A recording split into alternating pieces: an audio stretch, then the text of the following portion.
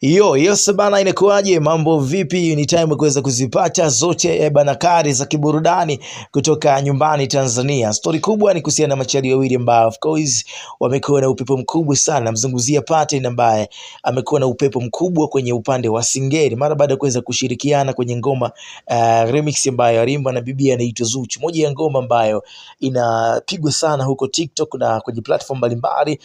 Mapokezi yake pia YouTube yamekuwa makubwa, na hata mapokezi kwenye jukwaa mashabiki wamekuwa wakiipokea kwa ukubwa zaidi, huku upande wa pili Sergeant watu bado wana moyo haujakunjua moyo kuweza kumpokea na namna kuweza kumsupport kwa namna moja au nyingine, kwa sababu tumeweza kuona kwamba Paten ameweza kusapotiwa au kuweza kupewa bana Shav na Zuchu kuweza kufanya collaboration, lakini pia aliweza kuibuka kwenye show ambayo ilifanyika pale Tanganyika Packers na alichokifanya kilikuwa ni kikubwa zaidi, lakini pia jana ameweza kuonekana Mwanza kufanya show huko, so upepo wake umekuwa mkubwa zaidi kwa sasa kumshinda hata Dogo Sergeant ambaye watu wengi kama wabongo wamemkataa hivi kwa namna moja nyingine, kama wamemweka chini. Sasa Chino Wanamani kutokea Chino Wanamani kutokea Wanamani Gang ameonekana kwenye mitandao ya kijamii akipoise na kuweza kuroll up na Dogo Sergeant kwenye ngoma ambayo inasemekana itatoka hivi karibuni. Ni aina ya mapiano ambayo itaenda kutoka, so watu